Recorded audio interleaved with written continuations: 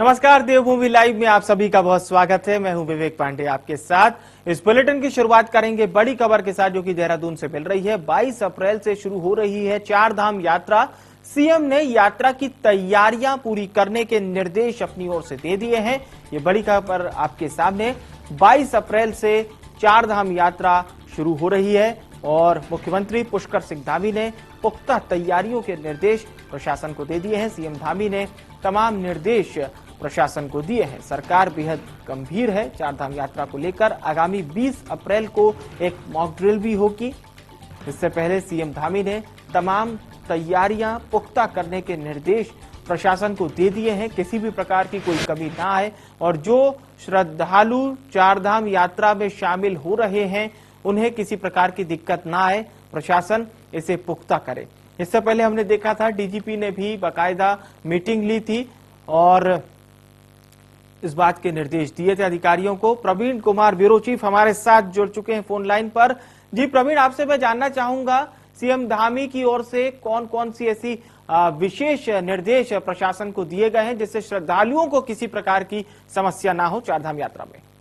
सबसे पहले बता दें कि 22 अप्रैल को यानी कि अक्षय तृतीया के दिन गंगोत्री और यमुनोत्री के कपाट खुल जाएंगे और यहीं से चार धाम यात्रा की शुरुआत हो जाएगी। इसके बाद 27 अप्रैल को बद्रीनाथ के कपाट खुलेंगे और केदार बाबा का कपाट जो है वो 25 अप्रैल को खुलेंगे और उसके बाद विधिवत रूप से चारों धाम के कपाट खुल जाएंगे और श्रद्धालु देश भर से चारों धाम में पूजा अर्चना के लिए जुटेंगे। इससे पहले भी कई बार मुख्यमंत्री ने बैठक की है और कहा है कि सभी तरह की तैयारी पुख्ता कर लिए जाए, चाहे वो यात्रा की व्यवस्था हो, मंदिर के रख रखाव की व्यवस्था हो, वहां पर समायोजन की व्यवस्था हो कि कैसे लोग आएंगे उसको कैसे समय से और किसी भी बिना परेशानी के लोग दर्शन कर सकें, ट्रांसपोर्टेशन की व्यवस्था हो, हेलीपैड पर हेलीकॉप्टर की व्यवस्था हो, लोग जो बाहर से आएंगे हेलीकॉप्टर की व्यवस्था हो और सबसे बड़ी व्यवस्था जो स्वास्थ्य सेवा को लेकर है कि जो भी बुजुर्ग यात्री पहुंचते हैं या बीमार हैं उसकी सेवा कैसे स्वास्थ्य सेवा उसको दी जाए, उसको लेकर तमाम उन्होंने कहा है, निर्देशित किया है कि सभी तरह के पुख्ता में इंतजाम किया जाए व्यवस्था को लेकर। और लगातार आज अलग अलग विभागों के डिपार्टमेंट्स के बैठक चल रहे हैं, चीफ सेक्रेटरी की नेतृत्व में बैठक चल रही है और मुख्यमंत्री भी लगातार बैठक ले रहे हैं ताकि चार धाम यात्रा जो कि उत्तराखंड के आर्थिकी और उत्तराखंड के एक कह सकते हैं यहाँ से जनमानस से जुड़ा हुआ विषय है, इस पर जो किसी तरह की कमी न रह जाए। बिल्कुल बिल्कुल, ये सही बात आपने कही कि सीएम धामी का साफ तौर पर कवायद यही है कि किसी प्रकार की कोई कमी ना हो और श्रद्धालुओं को परेशानी ना हो। और यही हमने सीएम का रूप पिछली बार भी देखा था जब वो लगातार फीडबैक भी ले रहे थे किसी प्रकार की लोगों को परेशानी ना हो इसके लिए।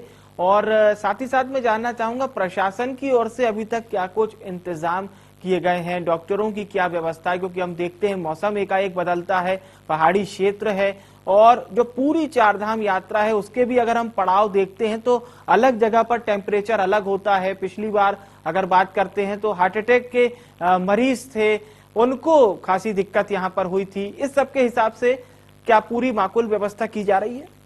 देखिए 2 साल चूंकि कोरोना में बीता, उसके बाद जो पिछली बार यात्रा को जो की शुरुआत हुई तो लोग जो है भारी संख्या में यहाँ पर श्रद्धालु पहुंचे दर्शन के लिए। उसकी वजह से कई बार ये देखने को मिला कि यात्रा जो है वो श्रद्धालुओं के अधिक पहुंचने की वजह से प्रभावित रहा, अस्त व्यस्त स्थिति रही, सबसे ज्यादा श्रद्धालुओं की मौत भी हुई और कुल मिला के देखें तो 42 लाख से ज्यादा लोगों ने दर्शन किए थे। और सरकार ये जरूर कर रही थी कि भारी संख्या में लोग पहुंचेंगे, लेकिन उनको इतनी उम्मीद नहीं थी कि इतनी बड़ी संख्या में लोग यहाँ पहुंचेंगे। इस बार भी सरकार जब भी बैठक सरकार की तरफ से हो रही है, मुख्यमंत्री की तरफ से बैठक हो रही है, तो पिछली बार जो गलतियां हुई या कमियां रह गई है उसको सुधारने पर ज्यादा फोकस है कि कैसे क्राउड मैनेजमेंट किया जाए। क्राउड मैनेज जो है वो बहुत जरूरी है। साथ ही टोकन की व्यवस्था की भी बात चल रही कि टोकन देकर 1 घंटे में जो श्रद्धालु है उसको निर्धारित किया जाए उनकी संख्या। जो बुजुर्ग यात्री हैं या किसी बीमारी से पीड़ित हैं उनको ऋषिकेश में और जगह जगह पर अलग अलग जगह उनकी हेल्थ चेकअप की व्यवस्था की जाए। हर तरह की, चाहे वो मधुमेह के रोगी हों, हार्ट के पेशेंट हों, उनके लिए स्पेशलिस्ट डॉक्टर अलग अलग जगह पे जो है वो वहां पर हों। यातायात के तमाम साधन को जो है जुटाने की बात की गई है। जो पंजीकरण की व्यवस्था की गई है कि पंजीकरण जो नहीं किया है उनके लिए जो है किस तरह की व्यवस्था की जाए, इन तमाम चीजों पर सरकार की फोकस है। और सरकार यही चाहती है कि व्यवस्थित तरीके से चारधाम यात्रा सुचारू ढंग से चले, और उसके लिए पहले से ही लगभग 1.5-2 महीने से तैयारी चल रही है।